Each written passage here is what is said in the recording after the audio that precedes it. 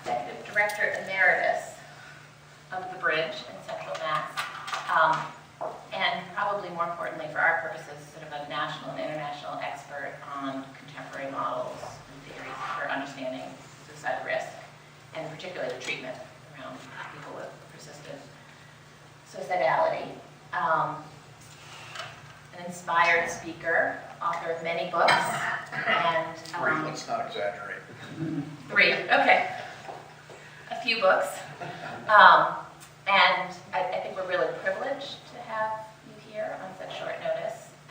And to kind of set the stage for the work that we've been doing at Corrigan here for the last couple of weeks, and that we're hoping to do some more statewide here at DMH. So welcome. Thank you for having me. Do you want people to just do a quick intro so you know who you're talking to? I won't remember, and I'd rather not spend the time. I don't mean to be unsociable. If you want to introduce yourself later, I'm happy to linger and talk to you. I'm sorry that to hear you've had a suicide on one of your units. In my 40-year course of being the CEO of the Bridge, we had a number of suicides during that period, and I always considered them to be the worst professional experiences I've had in my entire career. My approach to those was derived from an old Buddhist saying that it's important to take a great disadvantage and turn it into great advantage, or at least advantage. And I always, after the death of a Bridge client by suicide, would have a fierce commitment to find ways to improve services, and I know that that's what you're working on here these days. So I'm going to launch right into it. I have been a suicidologist for 40 years and have gone to the American Association of Suicidology's annual meetings for pretty much that entire 4-decade period. And I know many of the most prominent suicidologists and researchers and preventionists in the world, and you'll be hearing very current information from those experts in the 2 hours that we have. The way I like to organize information about self-destructive behavior is in this particular classification scheme. It comes from a famous suicidologist named Norman Farberow, and it makes the distinction between direct and indirect self-harm. Direct self-harm refers to when people hurt their bodies and they generally concede they've done it on purpose. There are 3 major forms of direct self-harm: suicidal behavior, atypical severe self-injury, which I'll define for you in a moment, and then common low lethality self-injury, the kind of cutting, scratching, self-hitting, burning that we often encounter in the community and in our DMH clients as well. There's another intriguing category of self-harm called indirect self-harm. It's an odd one in that it involves people doing damage that's often cumulative in nature, not immediate. It takes a while, such as with eating disorders or many forms of substance abuse and addiction. And the odd thing about indirect self-harm is that people tend to deny self-destructive intent. So most people with an eating disorder, for example, they don't say they're doing it to hurt themselves. They say they think they're too fat, or they don't like how their bodies look, or they're self-denigrating in other ways. Same thing goes with substance abusers. Most substance abusers don't say, oh, I do this to hurt myself. They give other explanations. And I like to take this classification scheme, which also includes lethality, and turn it into a checklist. And it's not a checklist that I give to clients. Rather, it's one that I carry around in my head, reminding myself to be thorough in doing assessments of self-destructive people. And one thing that the classification scheme and checklist indicates to us is that, unfortunately, human beings are immensely creative in coming up with ways to hurt themselves. They do it in so many different ways. So here you have suicide attempts with the major methods used in the United States. Atypical severe self-injury. I've done quite a bit of work on this and research. I consider it to be a separate and distinct category of non-suicidal self-injury. And I don't have time to go into it today, but The types of atypical severe self-injury include unusual body parts, as you see here, especially damage involving medical attention, such as multiple sutures, because 90% or more of self-injury requires no medical attention. When it does require medical intervention, it suggests a different level of distress, and also foreign body ingestion. I'm sure you all have worked with folks who swallow stuff, and in my most recent book on self-injury, there's a chapter on foreign body ingestion because I'm quite interested in that topic. In my opinion, it is a non-suicidal behavior, but it is an atypical severe self-injury behavior. And then we have the common forms of self-injury. So here's the roster of direct self-harm. Then we have on the indirect self-harm side, substance abuse, eating disorder behaviors, 3 types of risk-taking behaviors.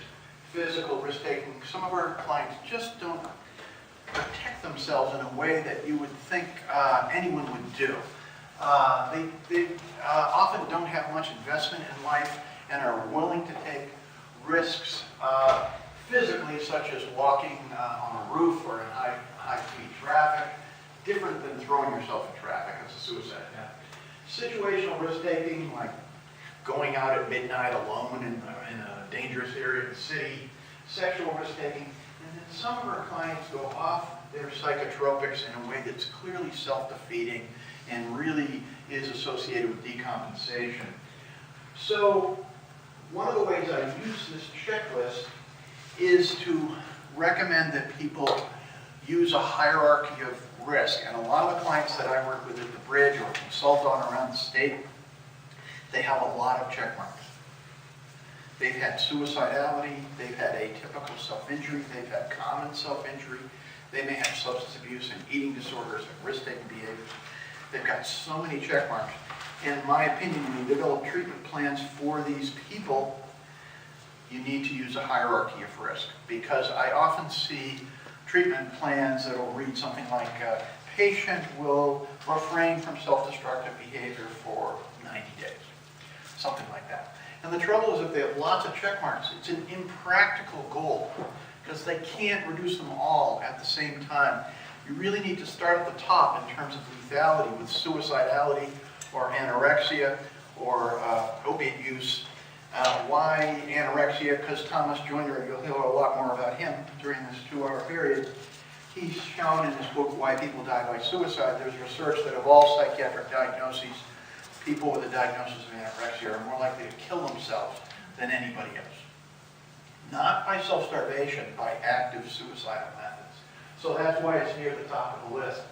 So the reminder is be thorough, ask about all the forms of self-harm, don't just get locked into the presenting problem that you hear about first, and also develop a hierarchy of risk to be a more realistic approach to treating the behavior.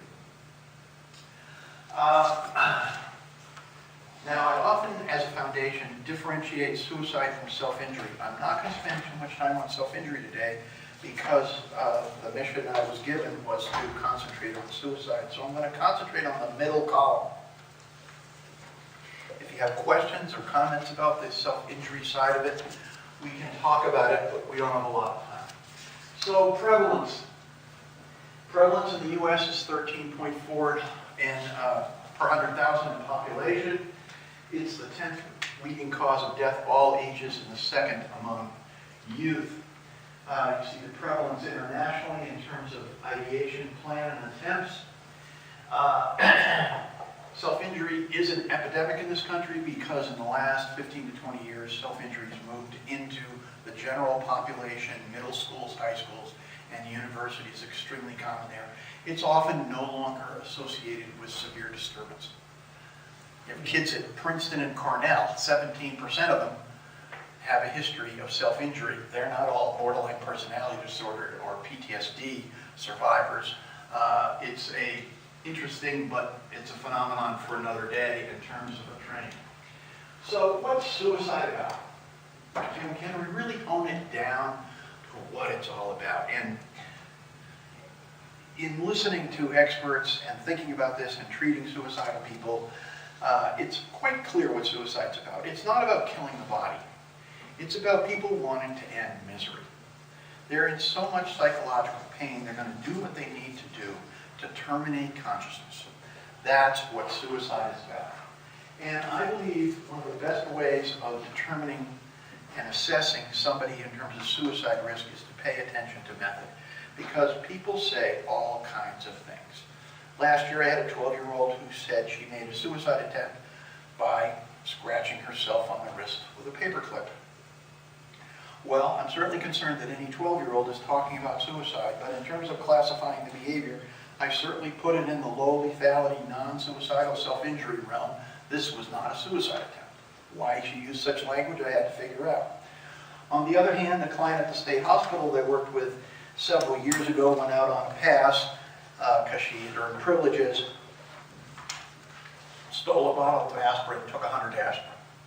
And when I interviewed her a couple of days later about that and asked her about her suicide attempt, she said, I wasn't suicidal, Barry, I have a bad headache. So people say all kinds of things, to which I replied, well, 100 aspirin will kill you twice, so you can call it a bad headache or whatever, but can we talk about your suicide attempt? Fortunately, she vomited up the aspirin. So this is the main way people kill themselves in the United States. That's the most recent data from the CDC. And notice what's not on it. I always emphasize that. Almost nobody dies by cutting. And an experienced group like this, working inpatient, doesn't need a lot of tutoring on cutting, and that is not a suicidal behavior. But believe me, a lot of audiences in the community do. And it's not unusual you're seeing people hospitalized for superficial wrist cutting, and it's deemed a suicide attempt, which it's not. It's an affect regulation behavior. Here's the specific data regarding death by cutting. Less than 2% of people die by cutting. The common method, and one that I would routinely classify as a suicide plan or attempt, is cutting the neck and severing or attempting to sever the carotid artery in the jugular vein. Some people do more extreme things, such as stab themselves in the heart or disembowel themselves. In my opinion, that's more than cutting, that's some sort of major stabbing.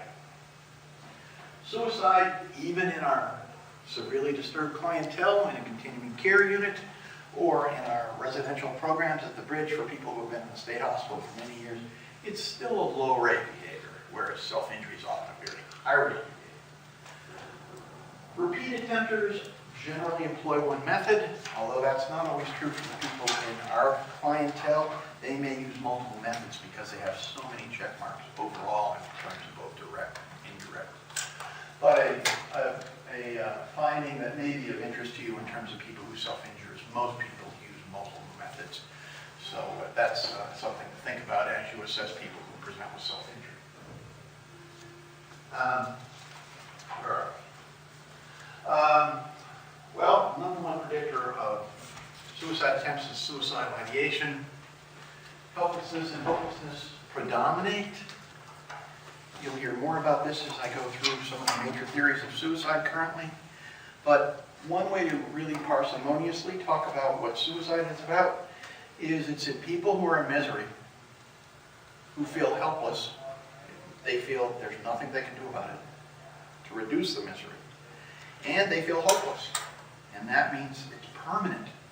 That's the psychological space of an acutely suicidal person. Misery, nothing I can do about it, and it's permanent. No wonder they're suicidal, given that particular mindset.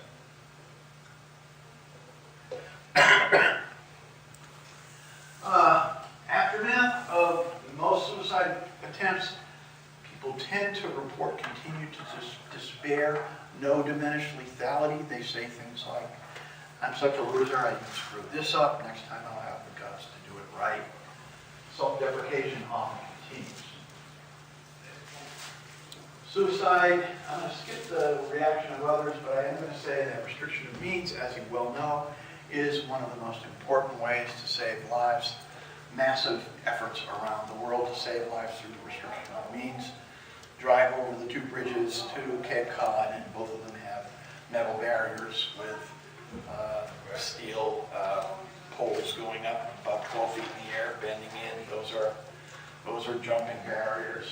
We often in our supported housing programs dole out medication, multiple doses per day. We don't say, here, take a month's worth of medication and self-administer.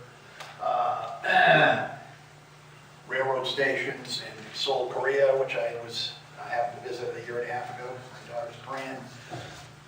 Double doors in all the train stations in Seoul, Korea. You can't access the train tracks in the major train stations in Seoul. That's a restriction. It's a means intervention. In India, China, Sri Lanka, so many people were killing themselves ingesting agricultural poisons by swallowing them or pouring them in their ear, that experimental interventions were developed where there were lock boxes for these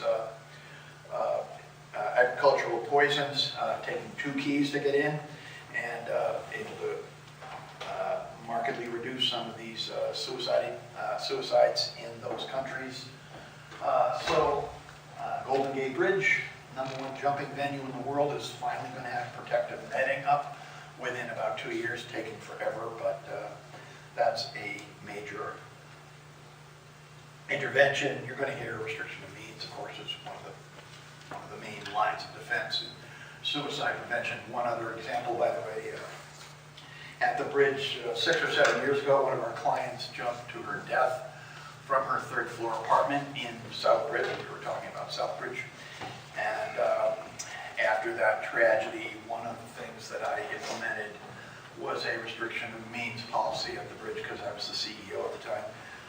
Nobody with a history of suicidality lived above the 2nd floor in the entire agency, and that policy is still in place. And nobody's jumped since, 7 years later. Is that a coincidence? Is it effectiveness? I don't really care. At least nobody's jumped.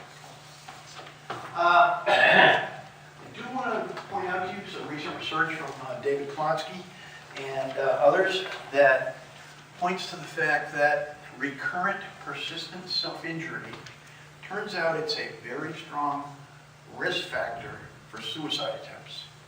And I often spend a lot of time with professional audiences differentiating suicide from self-injury, because I believe they have different functions. They should be managed differently. They should be responded to differently. But it turns out persistent self-injury, and we'll hear an explanation for that shortly when I talk about Thomas Joyner's interpersonal theory of suicide. It turns out that it is a major predictor for suicide attempts. So here's a study by Klonsky at the University of British Columbia. Diverse sample, some normative subjects, and some showing more. And in this study, the strongest predictor of suicide attempts was suicidal ideation. No surprise there. The second strongest was self-injury, stronger than BPD and depression. That's a big surprise. Then he did a meta-analysis with his grad student of 52 studies, and the strongest predictor of suicide attempts was again suicidal ideation, followed by non-suicidal self-injury frequency and number of methods. And Matthew Knock at Harvard, major suicide researcher, one of the most prominent in the world, he says the same thing. Recent growing evidence is that NSSI may be a particularly promising predictor of suicide attempts. And they say the same thing about adolescents in a separate set of studies. I'm sorry, didn't that side say they challenged the findings? They challenged the methodology of the meta-analysis. Yeah, that was it. But they had the same findings. Yeah. He comes up with the same conclusions, but he had some problems, academic competition, about the methodology of the meta-analysis. Okay. Yep.